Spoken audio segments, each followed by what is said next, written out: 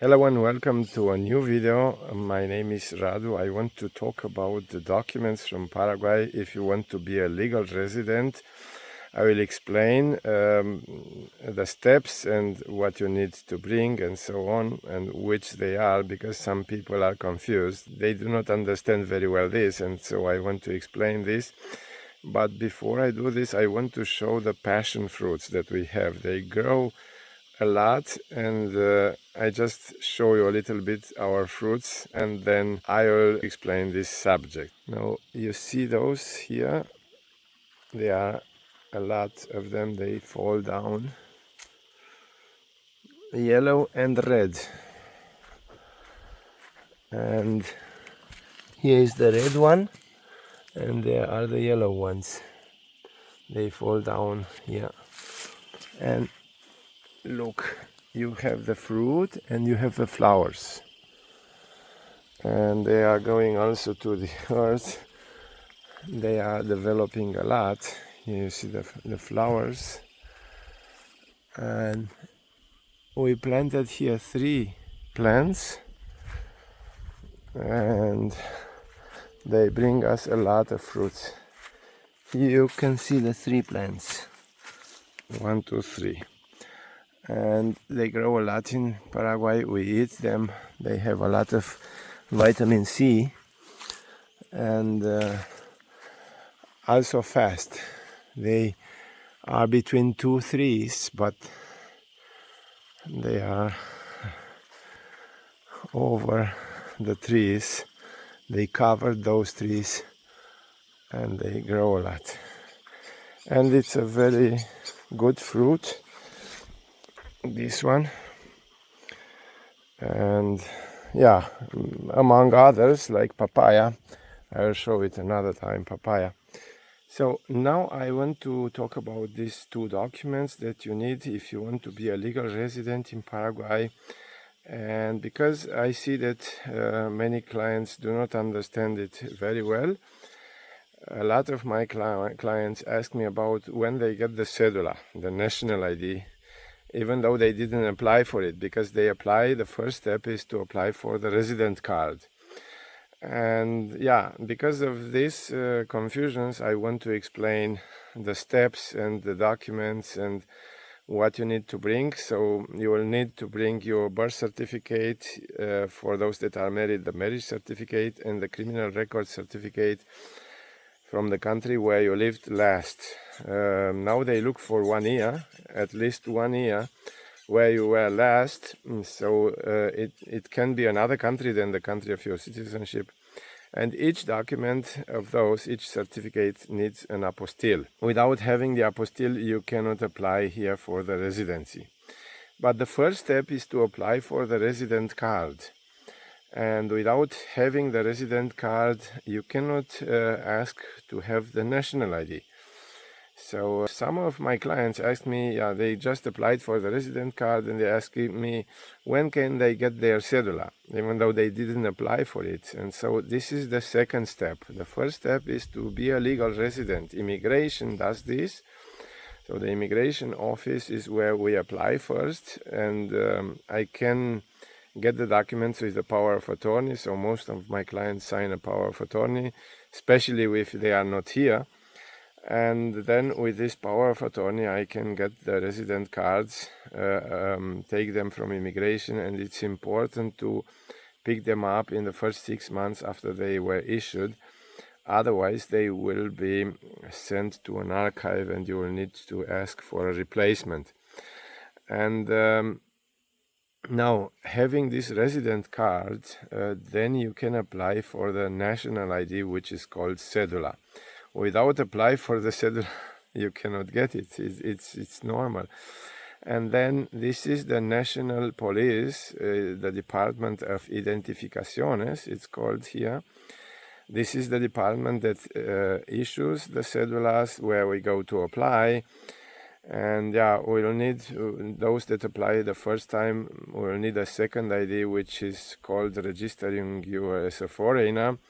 So all these documents we need to have, those 2 plus the ones that you brought for your resident card, the birth certificate and the criminal records. So they will accept copy of authenticated copy when we apply for the cedula, but at the immigration office we need to bring them the original, which they give us back when we get the resident card. And I wanted to make this sure that the people that watch the videos understand that the first step is the resident card. We need to go to the immigration office and apply for the resident card. And when the resident card is issued, then we get to apply. We can apply for the cedula. Now there is also this 1 year rule for those that do not live in Paraguay, because some people move later to Paraguay, so they have it as a plan B, and they move, like, let's say, in 2 or 3 years, who knows. And there is this 1 year rule as a condition that you need to fulfill in order to apply and receive the permanent residency.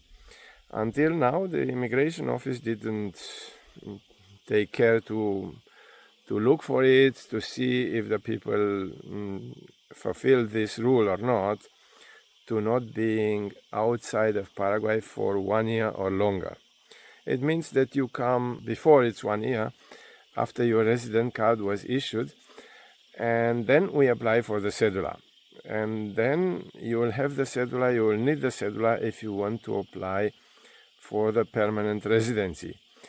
And this is how most people do, those that do not live here. Those that move right away, when we get the resident card, then we apply for the cedula. And they need now to get another information from the country of origin. So it's a little longer story, so I wouldn't go into this. But yeah, they go and send an information, a question about the client in the country from where you bring the criminal record. And after they receive this answer, only then they issue the cedula. This is the reason why in most cases it takes around 2 months or 3 months. Depends on the country where you come from. Some countries do not answer so fast, and before this answer comes from the country of origin of the country where you bring the criminal record, then they will not issue the cedula. So this is why it takes no longer after it was a case where they sold cedulas without having the resident cards. And yeah, I wanted to give this information to my clients because it's necessary to know, to be informed. What do you need? How is the procedure? How are the steps? So first step is immigration office. We get the resident card. Second step is we apply for the cedula, which is the national ID. And then when we applied for the cedula, we wait another 2 months approximately until the cedula is issued. And with the cedula, you can do everything here. If you need to open a bank account, if you want to open a business or whatever else other than voting, because you get the national ID without having the citizenship. And yeah, this is great. It's very good because you are like all the other people that live here. You have the national ID. I couldn't get this in Spain living 20 years because I didn't get the citizenship in Spain. So without having the citizenship in Spain, you will not get the national ID. But here in Paraguay, you can get the national ID without having the citizenship. This is very good because you are like one of them. The same cedula have the Paraguayans that live here, the citizens of this country. And yeah, you are like one of them. And it's easy to get. You will need a clean criminal record to not to receive all these documents. And all the people that have a clean criminal record are 100% approved. There are some misdemeanors that are also approved by immigration. I mean, it's we have to get a request approved to use this, and they analyze it to see what was it. But for the cedula, it's complicated. They do not want to take those applications that have that do not have a clean criminal record. So this is the information I wanted to give. So we can talk about all these things. If you want to know more, you can contact me. I leave always my details in the description of the video or in the first comment, and then I answer all the questions there. Thanks for watching the videos. Thanks for subscribing to this channel. I wish anyone a better life.